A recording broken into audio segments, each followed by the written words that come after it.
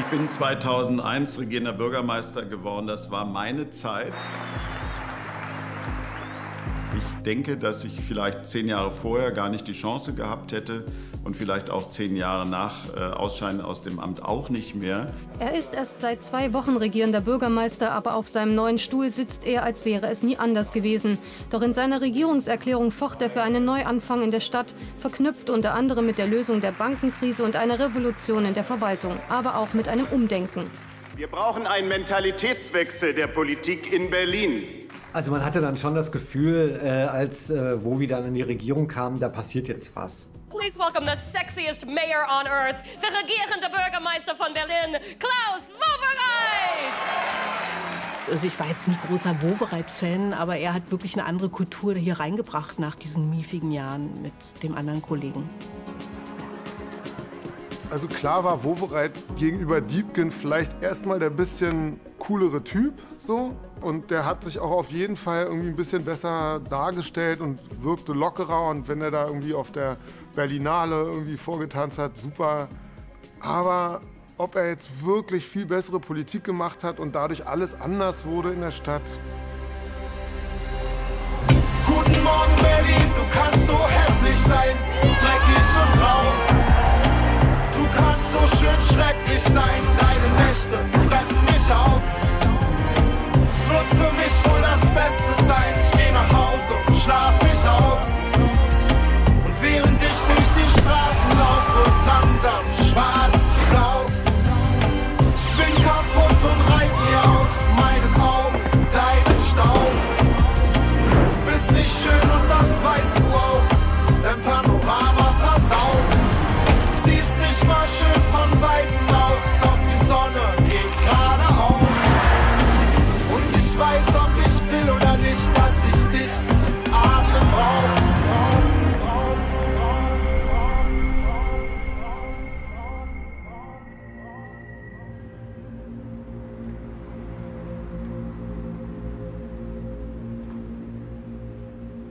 Berlin, Hauptstadt vor dem finanziellen Kollaps.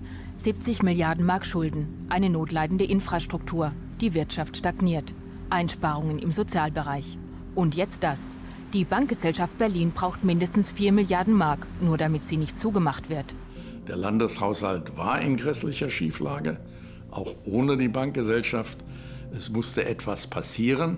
Immer, wenn es ums Geld geht, dann wird es hart. Wir haben harte Einschnitte vor uns. Da waren ja Schäden in der Größenordnung von 20, 25 Milliarden zu befürchten. Das dann so zu managen, war eine ganz große Herausforderung. Es war absolut dramatisch. Unter dieser Gemengelage, die ja auch von einer gewissen Hektik und auch von einer Not geprägt war, wurde ich dann eben im Januar 2002 Finanzsenator. Das war ein harter Prozess, da war so ein harter Knochen wie Sarrazin hilfreich. Der hatte auch das Nervenkostüm, das alles auszuhalten, weil populär war das nun nicht. Als mich der Klaus Wowereit fragte, war mir bewusst, dass dieses Angebot ein wirkliches Himmelfahrtskommando sein würde. Ich vermeide den Begriff Abenteuer, weil es hatte nichts Spielerisches. Man weiß es nicht, aber das ist dann ich war 56 Jahre alt. Unser Problem. Ich war materiell ohne Sorgen. Diese letzte große Aufgabe in meinem Berufsleben hat mich dann auch gereizt und ich habe sie innerlich voll angenommen. Dann bitte ich Herrn Thilo Sarrazin vorzutreten und bitte den Eid zu leisten. Ich schwöre es. Ich glaube, ohne diese absolute Katastrophenlage hätte sich Wowereit niemals für so jemanden wie mich entschieden.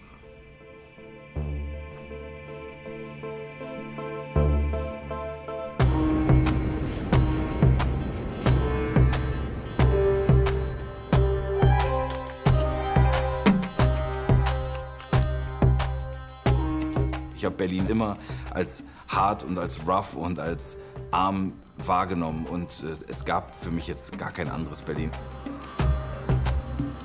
Ich denke schon, dass man als 50-, 60-Jähriger anders in so einem Viertel leben konnte, als wenn man jetzt ein 12-Jähriger wäre, der sich gegen alle 12-Jährigen behaupten muss. Weil die 60-Jährigen, die rempeln sich eben nicht auf der Straße an und sagen, du Hurensohn, und geben dir eine Klatsche oder greifen dich an oder so ein Blödsinn oder versuchen dir die Schuhe abzuziehen.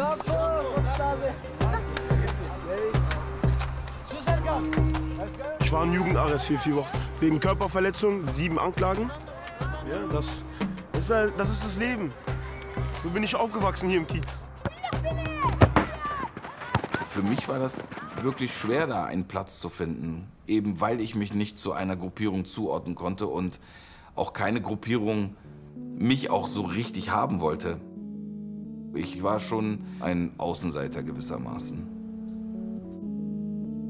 Ich habe mich das erste Mal zugehörig gefühlt, als ich Hip-Hop entdeckt habe und das auch halbwegs erfolgreich machen konnte. Nicht im Sinne von Job, sondern dass das, was ich gemacht habe, dass es gut war und ich dafür akzeptiert wurde und respektiert wurde. Das war echt für mich ein absoluter Befreiungsschlag.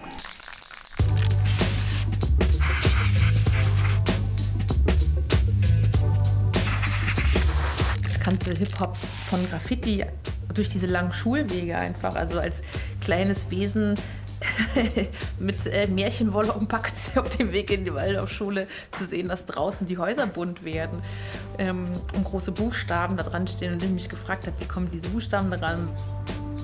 Das waren die großen Werbetafeln für mich irgendwie für so subkulturelles Geschehen und das selber machen und sich halt auch nicht an Regeln halten oder neue Regeln schaffen und so. Also das war mein Weg rein zu Hip-Hop, um dann halt zu merken, da gehört halt eben auch noch eine Musik dazu. Wir brauchen einen Ort, egal was es ist, einfach einen Raum, wo wir uns treffen können und wo wir uns austauschen können und wo wir unsere eigenen Konzerte quasi geben können. Woche für Woche für Woche und was so ein bisschen unser Trainingscenter wird. Und Markus Steiger hat dann damals den Royal Bunker gefunden. Das war ein Café, geführt von einem Jamaikaner, der uns das dann netterweise sonntags überlassen hat für einen gewissen Zeitraum.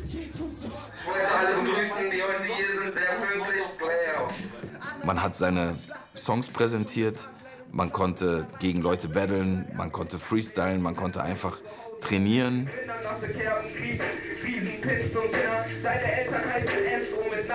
In diesem Royal Bunker ist damals viel Energie entstanden. Es war irgendwie, ich würde sagen, so ein harter Kern von 20 bis 40 Leuten. Aber die sind aus allen möglichen Bezirken gekommen. Zum Beispiel Siggi ist aus dem Märkischen Viertel gekommen mit seinen Jungs. Wir waren aus Kreuzberg. Da wurde so für deutschsprachigen Rap aus Berlin so ein bisschen das Fundament gesetzt. Es ist dann so der Style für Berliner Rap geworden, dass man einfach so große Fresse und einfach wirklich Sachen sagt, die andere jetzt nicht so sagen würden. Es war irgendwie aufs Maul, so, also aber im guten Sinne. So. Deutscher Rap ist schwul und gegen reale Beats. Du willst Krieg, ich zerlege deine Kuh zum Mosaik. KKS, King of Rap, wenn du glaubst, was du siehst, sieh mich an und sag, du bist dope, wir sind weak. Ich bin geiler als du. In jeder Hinsicht. Ihr seid scheiße, ihr seid wack, ihr seid Mist und wir sind geil. Darum ging's. Da waren halt keine nice Leute, die so freundlich wie die Hamburgerin oder die Stuttgarter oder so das betrieben haben, sondern es musste halt einfach so, ja, es brauchte halt zu der Zeit offenbar dieses Einreißen von allem, was so eine bürgerliche Gesellschaft als Grenze gesetzt hatte. So. Zu so einer Gruppe zu gehören, die da pöbelnd in der Gegend sitzt und irgendwie dafür sorgt, dass sich die Omi in der Bushaltestelle nicht mehr so richtig in unsere Nähe traut und so. Das sind alles schon so Szenen, wo ich natürlich nachträglich auch denke, oh scheiße, ey.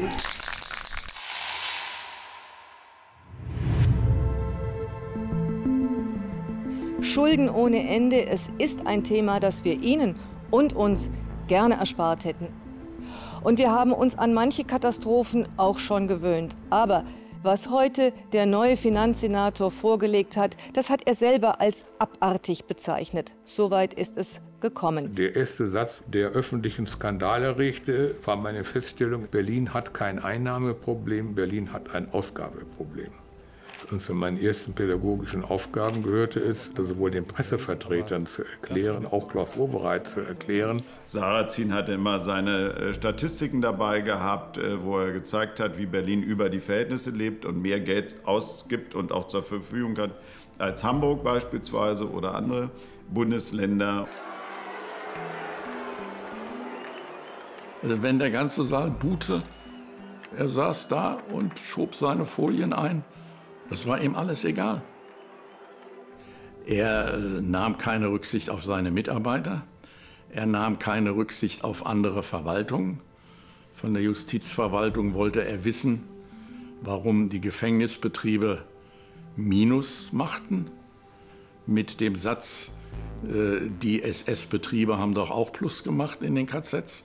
Warum das Gefängnis defizitär wäre.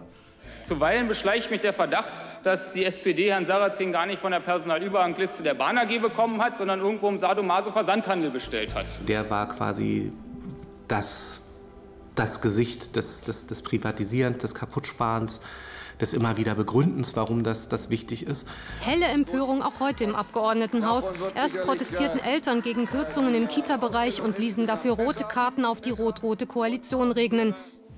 Ja, und als dann sozusagen so die ersten Sparpakete, sage ich jetzt mal, beschlossen wurden, ich habe das erst gar nicht so richtig wahrgenommen, aber man hörte dann immer wieder, welche Kultureinrichtungen, welche Sozialeinrichtungen, die dann zumachen mussten, weil sie sozusagen keine weitere Förderung bekommen haben. Also da ist schon richtig viel zusammengekracht an Strukturen. Einsparungen, Entlassungen und Berlin trotzdem vor der Pleite dank der Bankgesellschaft. Sonderleistungen bei der Sozialhilfe fallen weg. Gut 500 Stellen bei der Polizei werden gestrichen, auch im Vollzug. Für die Sanierung von Plattenbauten ist kein Geld mehr da und die Hochschulen müssen 75 Millionen Euro wegkürzen. So ein Sparkurs und eine Frage von sozialem Runterkürzen betrifft natürlich auch eine Stadt, die auch sehr stark migrantisch geprägt ist wie Berlin, eben vor allen Dingen auch die Lebensrealitäten von Leuten, die in der sozialen Ordnung schon weiter unten angesiedelt sind als nicht herkunftsdeutsche weiße Leute. So.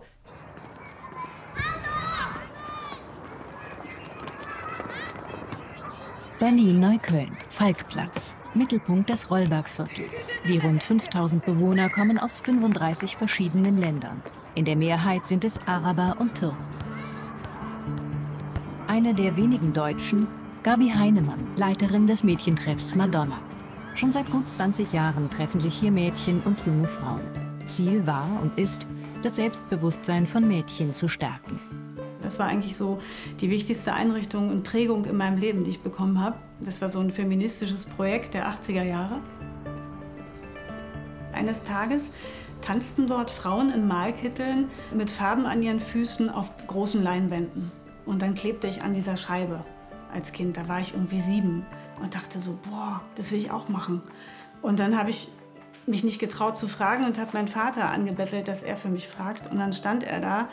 Und die waren total überfordert, weil dann dieser türkische Papa irgendwie versucht hat, seine Tochter da unterzubringen. Die meinten auch noch so, nee, wir machen keine Kinderbetreuung. Dann habe ich da irgendwie, glaube ich, ein Jahr an der Tür gekratzt immer wieder, bis sie dann okay gesagt haben und durfte dann mitmalen. Und habe dann aber festgestellt, dass es viel mehr war als das.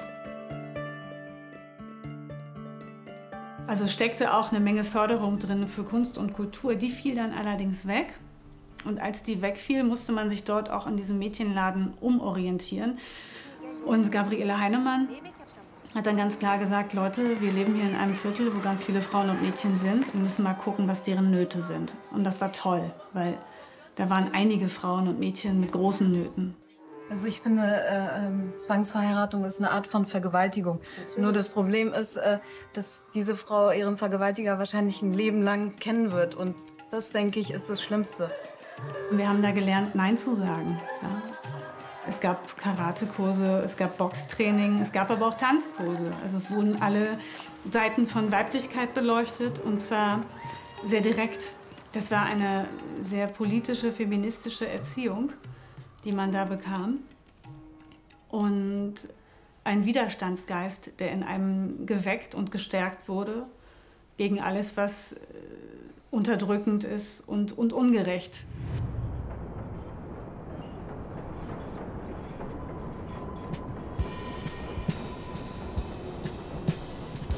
Die Berliner Musikszene war wirklich sehr undergroundig. So, es gab halt keine Plattenfirmen in Berlin, die waren alle in München und Hamburg und Köln und Frankfurt. Universal, einer der ganz Großen der Musikbranche, zieht von Hamburg nach Berlin. Ein Fest für die Wirtschaftspolitiker. Ja, also der Universal-Umzug war auf jeden Fall so ein Ding, worüber alle geredet haben. Ah, jetzt Universal kommt nach Berlin, direkt an die Oberbaumbrücke, es wird voll fett und so. Und dann Ja klar, haben sich wahrscheinlich andere Plattenfirmen auch gedacht, wenn die jetzt da sind, sollten wir vielleicht auch da sein. So ist es ja oft, ne? Ja, und dann irgendwann war es einfach hip, jeder wollte in Berlin sein. Mein Absatzmarkt ist hier nicht in Berlin. Mein Markt für Mitarbeiter, mein Markt für Ideen, der ist in Berlin. Und das ist ein Grundkapital der Stadt, was sie nutzen sollte. Ich habe versucht, mit Musik mein Geld zu verdienen, was nicht gut geklappt hat. Und dann habe ich gejobbt im Plattenladen, auf dem Bau. Und dann haben wir mit Seed angefangen.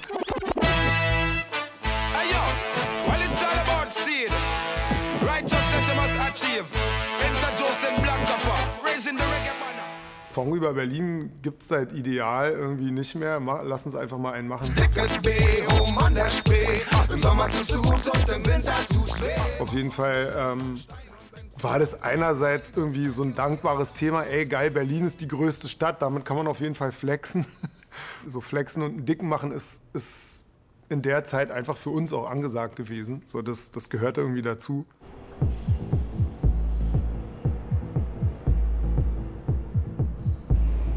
Dezember 94 bin ich nach Berlin gekommen und fand es natürlich sofort mega spannend.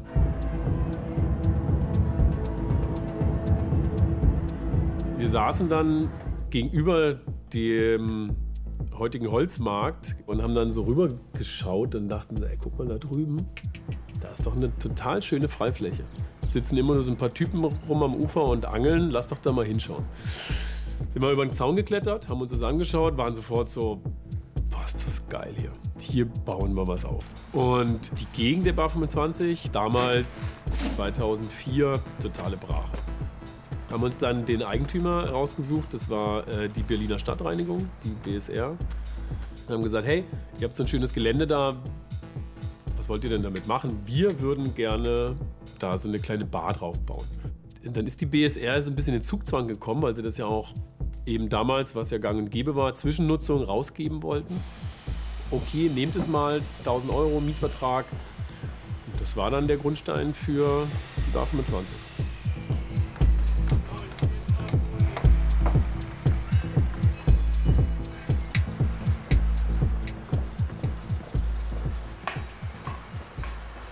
Irgendwann stand ich da vor dieser Holzhütte, rundherum wirklich Sand und Staub eigentlich.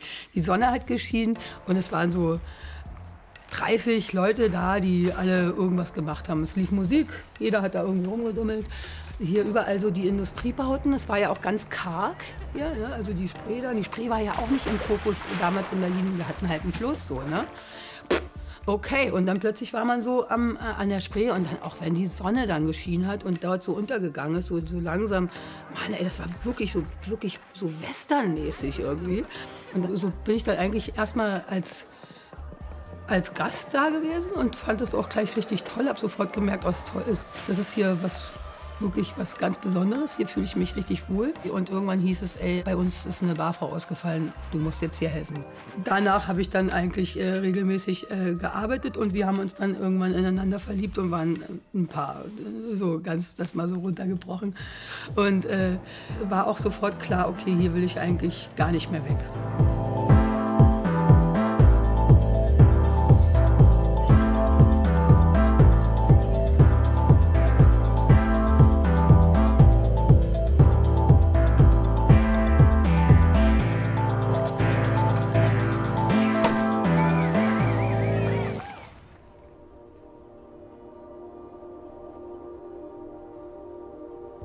Berlin muss den Gürtel noch enger als ohnehin schon schnallen. Alle Ausgaben, die nicht unbedingt erforderlich sind, müssen auf den Prüfstand.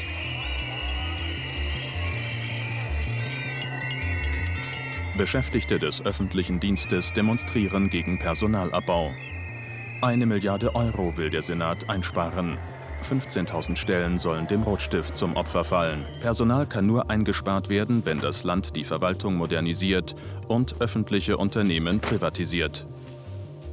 Wir mussten auch Luft rauslassen aus bestimmten Bereichen, die noch aus Westberliner Zeiten ziemlich überdimensioniert waren, um Kraft zu finden für andere Dinge, die notwendig sind. Finanzsenator Sarrazin macht Tempo und so heißt es, sparen, bis es quietscht. Dieser Spruch, sparen bis es quietscht, da war eigentlich der Kern, dass wenn man spart und es merkt keiner, dann ist irgendwas falsch. Es muss wehtun. Das war teilweise zu spüren, aber es war notwendig. Wir haben in Berlin eine Reihe von schwierigen Entscheidungen treffen müssen. Aber nehmen Sie mir bitte ab, wir sparen nicht, um andere zu ärgern, sondern um den notwendigen Wandel einzuleiten und Berlin insgesamt nach vorn zu bringen. Heftig umstritten nach wie vor die Privatisierung von Versorgungsbetrieben und die Einschnitte im öffentlichen Dienst. Sparen bis es quietscht ist letztendlich zur Metapher geworden, dass der Kurs die Haushalts- und Finanzfragen des Landes Berlin vor alle anderen stadtpolitischen Fragen zu stellen, dass das 10 Jahre lang die Politik in Berlin bestimmt hat. Und da gehört dazu, dass Wohnungen verkauft wurden, dass Infrastruktur verkauft wurde, dass die Verkehrsbetriebe zum Teil privatisiert wurden, dass es ein Kaputtsparen der Verwaltung gab. Also das ist ein ganz fundamentaler Einschnitt in die Handlungsfähigkeit der Stadt Berlin. Die Togo-Straße in Wedding. Hier besitzt die GSW hunderte Wohnungen. Die meisten Bewohner hier fürchten, dass nach dem Verkauf die Mieten steigen. Ich bin arbeitslos und das geht dann nicht mehr. Sobald die Mieten erhöht werden, ist Feierabend. Doch der Finanzsenator gibt Entwarnung. Die Käufer, ein Konsortium um die amerikanische Fondsgesellschaft Cerberus, hätten sich zu einem umfangreichen Mieterschutz verpflichtet. Jeder Mieter kann sich also in seinen Rechten absolut geschützt fühlen. Aus Perspektive des internationalen Kapitals war das ja ein gefundenes Fressen. Also sozusagen Berlin war wie so eine Resterampe, wo funktionierende Wasserwerke, Infrastrukturen, Verkehrsanlagen, Wohnungen quasi zum freien Verkauf standen. Ja, und wenn wir uns anschauen, zu welchen Preisen, hier sind 30.000 € umgerechnet pro Wohnung verkauft worden. Ja? Und das sind Wohnungen, die sind heute das 10-fache oder das 12-fache wert. Als wir verkauft haben, waren A, die öffentlichen Wohnungsbaugesellschaften ja nun nicht in einem guten Zustand und die Mieterinnen und Mieter besonders toll dort beheimatet, also anders als bei Privaten, sondern es war durchaus sehr problematisch. Und das Zweite war, wir hatten 150.000 leerstehende Wohnungen in Berlin gehabt. Das Angebot ist zurzeit einfach größer als die Nachfrage. Vom Leerstand betroffen vor allem unsanierte Altbauten und Plattensiedlungen. Das ist eine fatale Entwicklung, die Berlin da genommen hat. Während die 90er Jahre im Prinzip die Jahre des subkulturellen Aufbruchs, der gescheiterten Metropolenträume und des Bankenskandals waren, haben wir dann sozusagen ein langes Jahrzehnt der Sparpolitik und Konsolidierung, also eigentlich sozusagen Regieren unter Insolvenzdruck. Berlin hat, wie Sie wissen, 2 Zoos. Es hat in beiden Zoos zahlreiche Giraffen. Niemand nimmt uns die Entscheidung ab, wie viele der Giraffen in Berlin noch mit der extremen Notlage der Vereinbarung sind oder aber wie viele geschlachtet oder verkauft werden müssen. Dementsprechend war das wichtig, einen Switch zu machen, beispielsweise in Tourismus mehr zu investieren. Berlin ist eine Stadt der Widersprüche. Also einerseits große finanzielle Probleme im öffentlichen Bereich, andererseits aber eine kreative, eine interessante Stadt, wo die Leute herkommen. Wir werden uns zu einer Dienstleistungsmetropole entwickeln müssen. Eine Stadt der Medien, eine Stadt der Kultur, eine Stadt der Musik. Wir haben Runden Tisch gegründet, Tourismus, haben sie uns alle für verrückt erklärt, Tourismus. Die Museen, die Kulturlandschaft. Und hier konnte man Party machen, hier hatte man die Clubszenen. Das war hochattraktiv. Ja, und es bewegte sich was. Berlin war eben nicht fertig, sondern immer noch im Werden.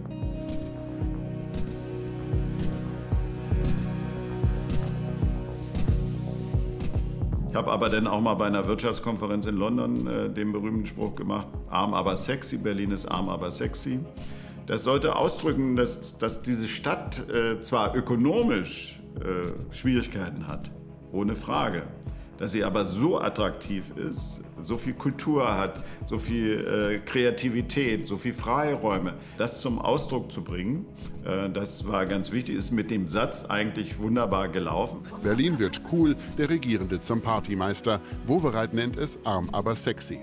Als Wowereit sagte, Berlin ist arm, aber sexy, habe ich gedacht, gut. Also nicht der Zustand, ja, irgendwie schon. Ich fand es sehr treffend. Also es sagt ja einerseits, Berlin hat kein Geld, aber ist trotzdem cool, ja. Ich weiß noch, dass ich und viele um mich herum das ganz schön belächelt hatten damals und die historische Dimension eigentlich erst später mir oder auch anderen klar geworden ist. Und man muss schon anerkennend sagen, dass er damit ein Berlin-Narrativ geschaffen hat, auf dem sich diese ganze Kultur hat ansiedeln können und hatte ja auch einen wirtschaftlichen Impact, glaube ich. Also es ist wirklich ein Stadtmarketing-Spruch par excellence.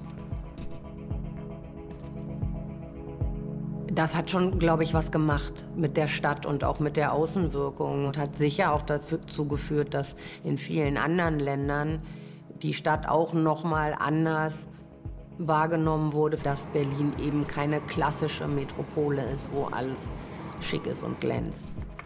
Ich bin ja damals auch nicht nach Berlin gegangen, weil hier alles so schick und vergoldet war, sondern ich bin ja genau aus dem anderen Grund nach Berlin gegangen, weil hier eben vieles irgendwie unfertig war, dadurch aber so einen unheimlichen Geist hatte und so einen unheimlichen Esprit hatte und es so extrem kreativ war. Es ist eigentlich das letzte Mal, dass jemandem in Berlin gelungen ist, ein Lebensgefühl der ganzen Stadt auf den Punkt zu bringen. Und das ist ja bis hin zum Time-Magazin aufgegriffen worden, also international rezipiert worden als das ist Berlin. Und das unterscheidet sich natürlich von allem, was wir kennen. Also das unterscheidet sich von dem, was wir über New York, Paris und London zu wissen meinen und nach außen wahrnehmen.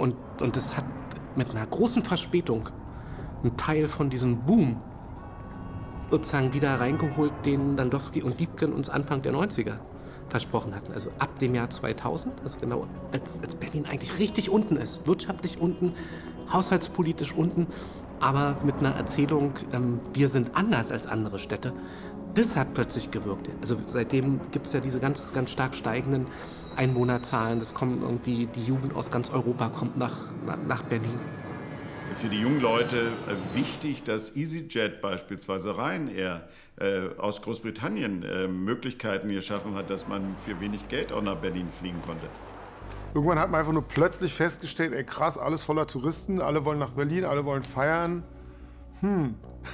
Natürlich muss man auch sagen, haben wir finanziell, wirtschaftlich von den Touristen und Touristinnen auch profitiert, weil die zu uns in die Läden gekommen sind. Und ich glaube, dass das am Anfang noch ein gutes Verhältnis war, mengenmäßig, bis dann eben die Rollkoffer gekommen sind. Eingedrungen ist der Feind auf dem Luftweg. Junge Leute aus Rom, London oder Madrid, bewaffnet nur mit einem Rollkoffer. Warum haben Sie sich für Berlin entschieden? Wir sind aus Rom. Wir sind also nicht wegen der Sehenswürdigkeiten hier. Warum dann? Naja, um Bier zu trinken. Und wegen der Clubs.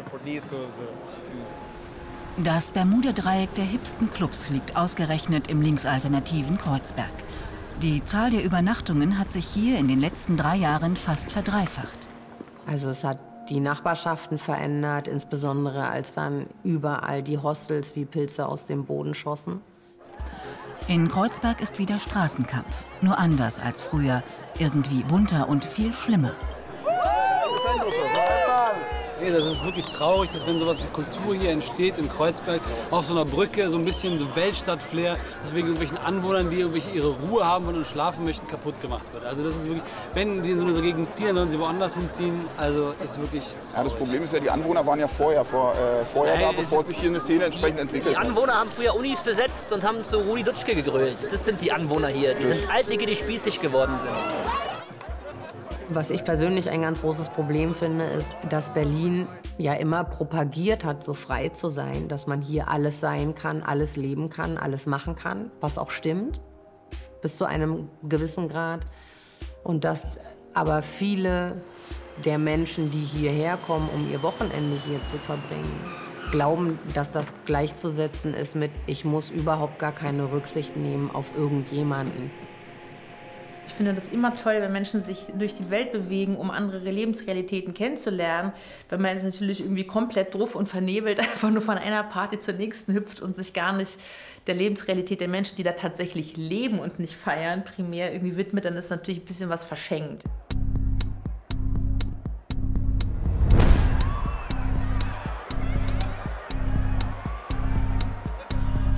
Ja, wir hatten echt auch oft Gäste, die hatten sich hier eine Hütte gebucht und wollten eigentlich Berlin angucken. Sie sind gar nicht rausgekommen. Also der ganze EasyJet-Tourismus. Die sind gar nicht rausgekommen, die waren nur hier.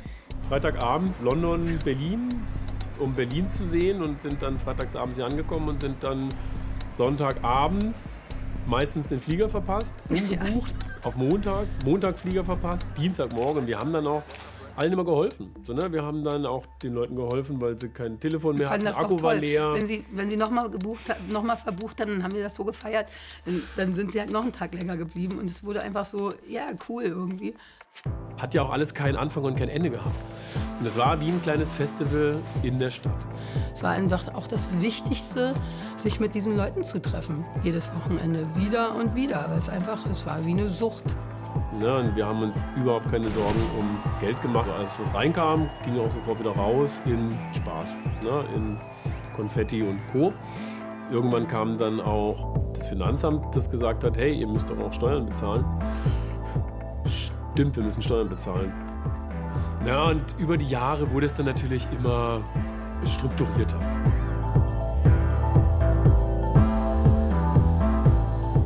Dieser Fokus auf Kulturmetropole, aber sexy, diese ganzen Projektionen auf Berlin und dieser Partytourismus, das war total witzig, weil das war im starken Kontrast zu dem, was so die Jungs bei uns im Viertel als Partyleben mitkriegen konnten. Die sind nämlich in keinen Club reingekommen. Ne?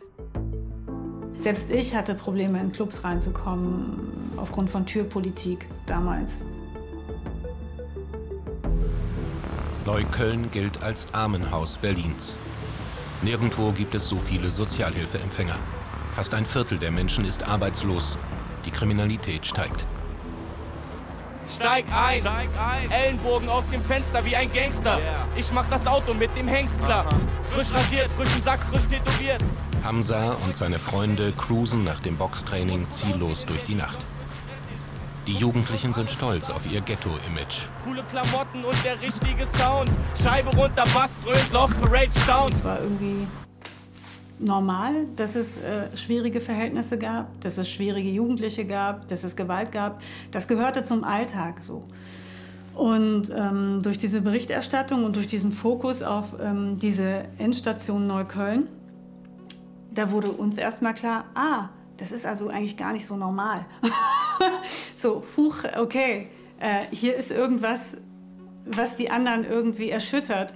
Das macht den Leuten Angst. Das fanden wir auch ein bisschen lustig, weil dann kamen natürlich regelmäßig Journalisten. Die Rütli-Schule in Berlin-Neukölln. Seit hier ein Alarmbrief von Lehrern über Schülergewalt öffentlich wurde, wird die Schule von Journalisten belagert. 84% der Schüler sind nicht deutscher Herkunft. Die Gegend nicht die feinste. Die Klischees stimmten. Ein Medienereignis. Polizeischutz für Schulen und Knast für Schüler wird gefordert. Die Gewalttätigkeit versuchten Reporter aber angeblich mit zweifelhaften Methoden zu dokumentieren, behaupten Schüler. Los, mach dies und das, dann gebe ich dir auch ein bisschen Geld. Nimm einen Stein und mach so die Stellung, dann gebe ich dir 20 €. Als wir Terroristen sind, meinte, verdeck die Jacke so. Meinte, nein, ich will das nicht, lass mich in Ruhe. Danach hat mich in Ruhe gelassen. Der Fotograf der Boulevardzeitung bekam sein Motiv, heißt es. Die Gewalt, die das Foto aus der Berliner BZ zeigt, empörte viele Leser. Also ich hoffe, dass es einen Hallo-Wach-Effekt hat, dass man einfach mal hinschaut, was in diesen sozialen Problemgebieten der Stadt wirklich passiert. Ich will eins nur sagen, in Neukölln-Nord verlassen 70% der Schüler die Schule ohne Abschluss oder nur mit einem einfachen Hauptschulabschluss. Das reicht nicht für einen Beruf. Wenn nicht ein Wunder passiert, sind das die Knastgänger von morgen. Und die können wir einfach nicht gebrauchen. Wir brauchen sie für wichtigere Sachen. Ich war auch der Meinung, es ist gut so, dass sie jetzt mal gucken, was hier schief läuft. Ja? Das soll sich ändern, so. Es soll besser werden. Weil diese Kinder hier sollen auch ein Recht darauf haben, unbeschadet durchs Leben zu kommen, so gut es nur geht. Und dazu brauchte man auch diese Aufmerksamkeit.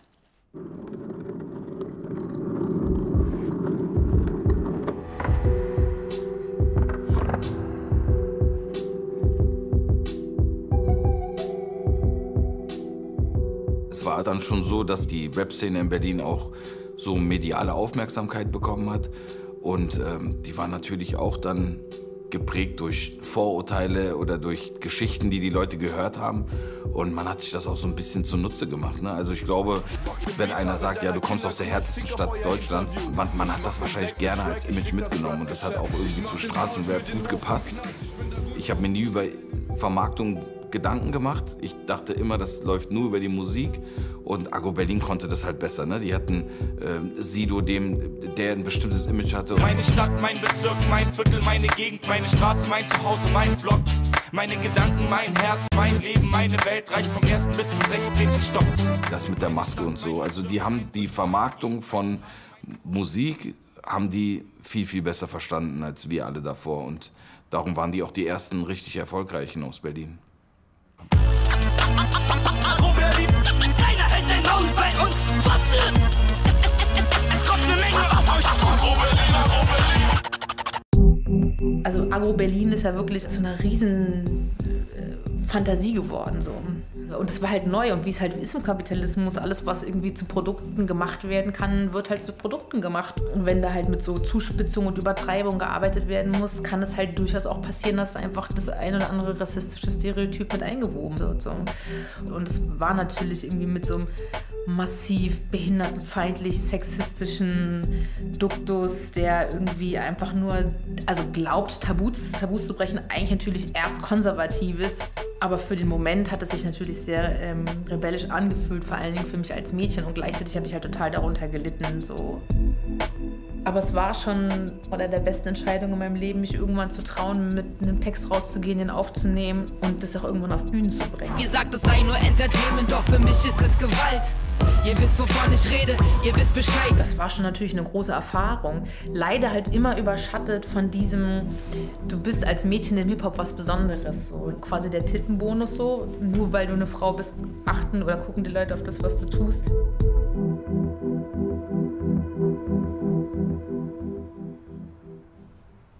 Es geht um 2 Milliarden Euro, um 22 Millionen Passagiere und um 40.000 neue Arbeitsplätze. Das alles steckt in dem Mammutprojekt, das heute offiziell in Angriff genommen wurde. Nach jahrelanger Verspätung und etlichem Ärger soll nun der Höhenflug in Schönefeld gelingen. 1, 2, 3, los geht's! Die Zukunft liegt im Sand. Spatenstich für den Großflughafen am Mittag. Das größte Infrastrukturprojekt Ostdeutschlands soll hier entstehen, ein 2 Milliarden Euro Bau. Berlin hatte eine besondere Situation, was den Flugverkehr anbelangt. 3 Flughäfen, lange Zeit Tegel finanziell gut abgesichert, ertragreich, Tempelhof defizitär, Schönefeld defizitär. Und es kam dann zu dem gemeinsamen Beschluss im Jahr 1996, einen neuen Flughafen zu bauen, unter Aufgabe von Tempelhof und Tegel. Und der sollte den Flugverkehr bündeln. Schönefeld heute noch eine ziemlich unbedeutende Piste. Und so soll BBI einmal aussehen. In der Mitte das neue Terminal, rechts und links die Start- und Landebahnen. 2011 soll jetzt alles fertig sein. Herzlich willkommen all diejenigen, die immer skeptisch waren, sich hoffentlich haben jetzt schon überzeugen lassen. Und für die wenigen, die es immer noch nicht glauben, dass es richtig ist, dass der BBI hier in Schönefeld gebaut wird, werden wir noch daran arbeiten, bis zur Fertigstellung am 1. November 2011, dass Sie auch Ihre Skepsis verlieren. Der neue Großflughafen, er kommt jetzt wohl. Nach 15 Jahren Planung gibt's da sogar Sekt für die Bagger. Wenn man es retrospektiv betrachtet, ja, wäre ich sicherlich gut beraten gewesen, mich da nicht in vorderster Front hinzusetzen. Dann hätte ich das immer auf andere schieben können. Aber ich glaube, es war nicht falsch. Und bis zum Rohbau des Terminals ist ja auch nicht so viel schiefgelaufen.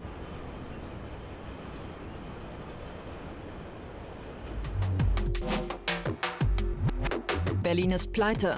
Mit knapp 60 Milliarden Euro Schulden steht es so tief in der Kreide wie kaum ein anderes Bundesland. Jetzt müssen Investoren her. Und die wollen saubere Grundstücke in bester Lage. Da ist die ansässige Subkultur nur im Weg. Wir hatten 2008 dann erstmalig eine Kündigung bekommen. Und für uns war das dann ein großes Fragezeichen. Warum sollen wir hier gehen? Was ist denn der Grund, weswegen wir hier unser kleines Paradies hier aufgeben sollen? Für was denn eigentlich? Bald ist kein Raum mehr für Lagerfeuerromantik und den Charme der Ruinen. In die citynahen Neubauten am Ufer werden kapitalkräftige Mieter einziehen, junge Unternehmer ihre Firmen gründen, Hotelgäste den Ausblick genießen. Da wurde uns dann auch ganz schnell klar, dass da auch seit Jahren ein Plan verfolgt wird, der diesen Ort und diesen ganzen Freiraum an der Spree auch verändern möchte. Dieser Plan hieß Media Spree. Nach den Plänen könnte es einmal so aussehen auf den 3,5 Kilometern Spree zwischen Elsen und Jannowitzbrücke. 180 Hektar stehen zur Bebauung frei. Das sind mehr als 3-mal so viel wie am Potsdamer Platz. Media Spree hatte zum Ziel, am Spreeufer eine relativ dichte Bebauung zu realisieren. Bürogebäude bis an die Spreekante. Ganz ehrlich gesagt waren wir ziemlich egoistisch und haben einfach für uns gedacht, so, fuck off, wir gehen hier nicht weg. Also wir wollen hier bleiben, das ist unsere Bar, das ist unser Land und hier bleiben wir. Und das war auch so ein Moment, da haben wir uns entschieden, einfach alles dafür zu tun, um diesen Ort zu erhalten.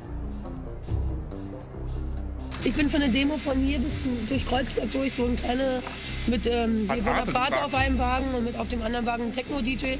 Dann machen wir eine kleine mit Plakaten, ein richtiges Politikum. Ja, ich war heute auch nochmal auf der Medien-Spree-Versenken-Seite, die sind ja schon sehr radikal. Ach, der schwarze Block hat mich angerufen, die wollen jetzt auch wissen, was hier los ist. Die rufen mich die ganze Zeit an und fragen so, wie sieht es denn jetzt aus bei euch?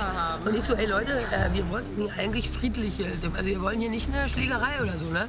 Das habe ich jetzt erstmal mit denen geklärt, weil die sind voll hart, die Jungs. Dass wir uns als Gruppen dann auch zusammengetan haben, war einer ähnlichen Interessenslage geschuldet.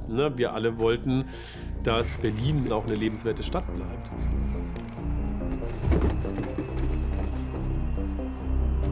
Wir sind da dann eingetaucht und haben uns weiterentwickelt, auch mit diesem Impuls zu sagen, nö, wir bleiben hier. Also wir kämpfen dafür, dass das hier so bleibt, wie wir uns das vorstellen. Ja, wir waren ja bis zu dem Zeitpunkt, bis 2008, null politisch. Ich bin da so reingerutscht, aber gar nicht als Aktivist, sondern eigentlich eher als Grafikdesigner. Also die hatten kein Geld und man musste sich überlegen, wie man mit gar kein Geld eine Kampagne auf den Weg bringt. Und da stand dann so drauf irgendwie 80 Quadratmeter, 800 €. Also so, wo man heute sagen würde, so, hä, ist doch total okay der Preis, ja. Also Kaffee kostet so viel, 3 € irgendwie. Und also wir haben so Horrorszenarien der Aufwertung und Verdrängung gezeichnet, die heute total lächerlich sind, weil es ist schon viel krasser. Spreeufer für alle, also der Volksentscheid, der aus dieser Kampagne Media Spree versenken gegen dieses Investitionsprojekt Media Spree hervorgegangen ist, war, glaube ich, historisch gesehen, dass die erste Allianz von Basisbewegungen, wo sowohl diese Clubkulturszene sich organisiert, als auch klassische Stadtteil- und Mieterinitiativen zusammen Demonstrationen, Paraden, Kampagnen organisieren. Das hat ja eine unglaubliche Kraft.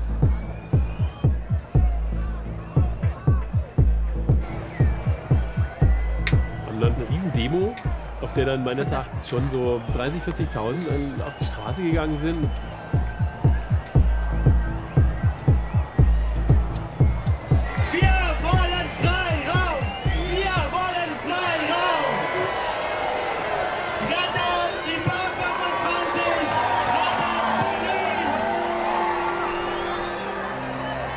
Der Bürgerentscheid vergangenen Sonntag war ja eindeutig. Die große Mehrheit derer, die abgestimmt hatten, wollten das Projekt Media Spree versenken.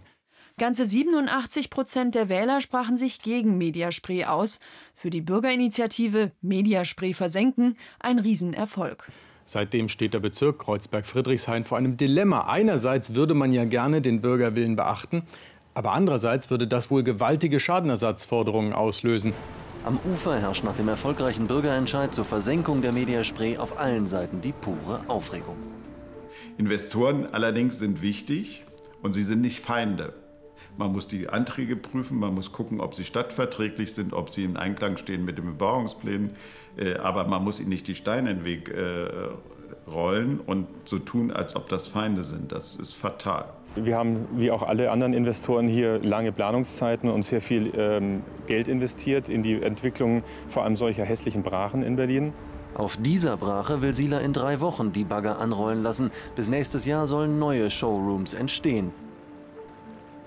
Man muss die Proteste ernst nehmen, das ist ganz wichtig. Aber auf der anderen Seite muss man die Konflikte auch austragen.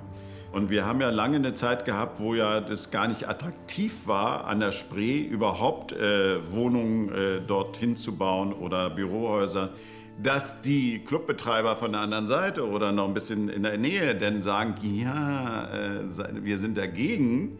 Ja, warum sind sie dagegen? Weil sie Angst hatten, dass ihr Lärm, den sie machen, von den neuen Bewohnern bekämpft wird. Deshalb kann ja nicht die Alternative sein, dass da ganze Quartiere frei bleiben. Und dementsprechend muss man sich da auch positionieren, notfalls auch im Konflikt.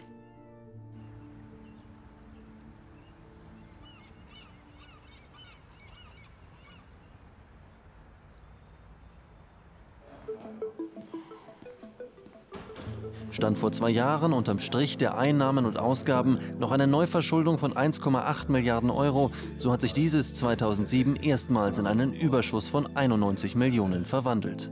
Und so soll es in Sarrazins Finanzplanung für die nächsten 5 Jahre auch weitergehen.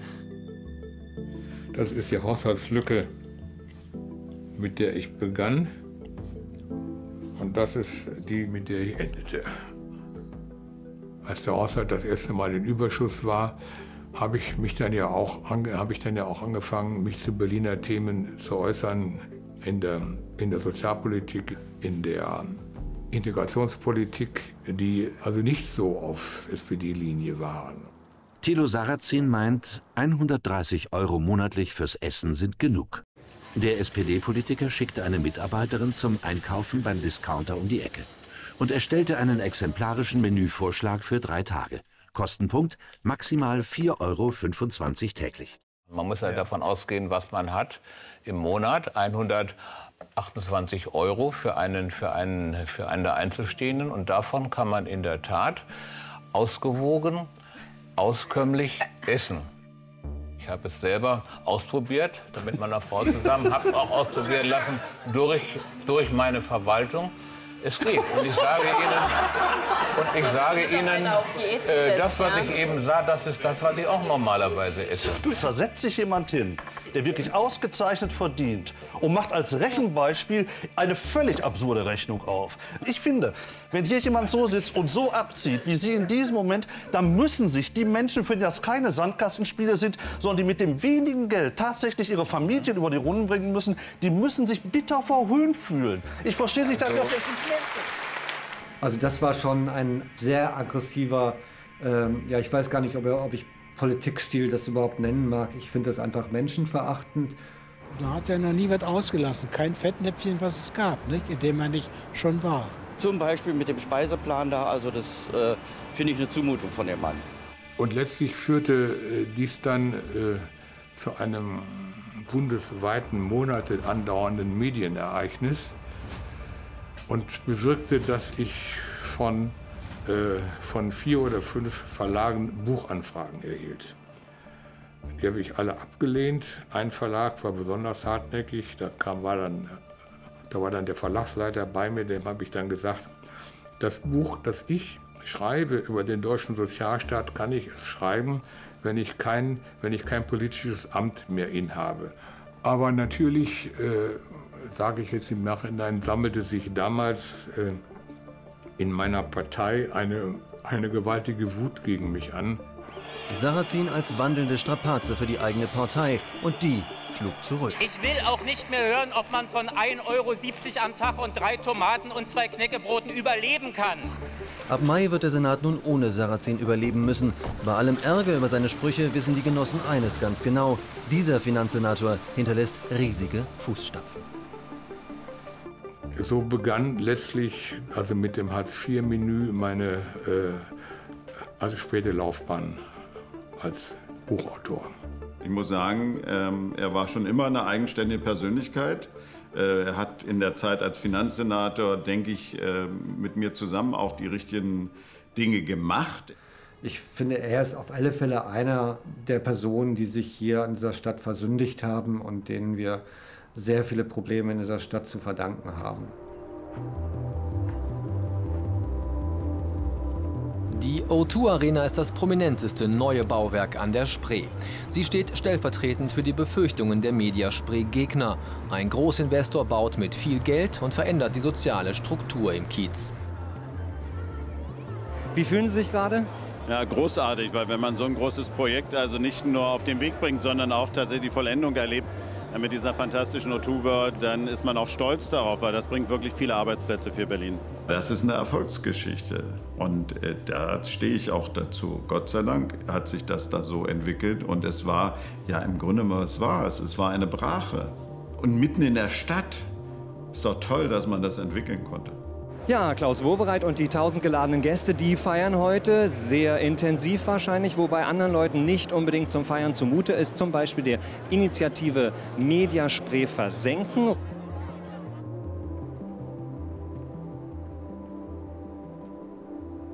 Wir haben die Bar 25 dann 7 Jahre gemacht. Diese Kündigung hatte sich dann über 2 Jahre erstreckt. Es gab dann auch immer wieder wunderbare Closing-Partys. Wir sind, glaube ich, die Könige der Closing-Partys. Und dann gab es noch die Beerdigung.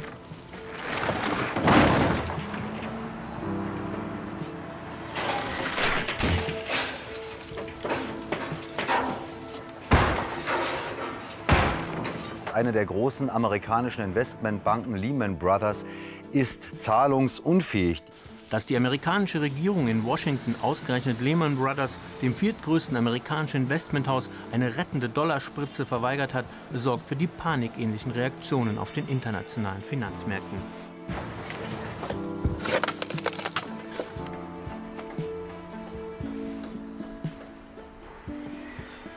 Die Einschläge der US-Finanzkrise erreichten heute Berlin. Kursabsturz war die Nachricht des Tages bei der Hypo Real Estate. Ich bin selbst Banker 30 Jahre gewesen und ich finde es ganz schlimm, was da passiert. Von diesen Leuten, die dort diese Geschäfte machen, diese spekulativen Geschäfte, die Leute sollte man zur Rechenschaft ziehen.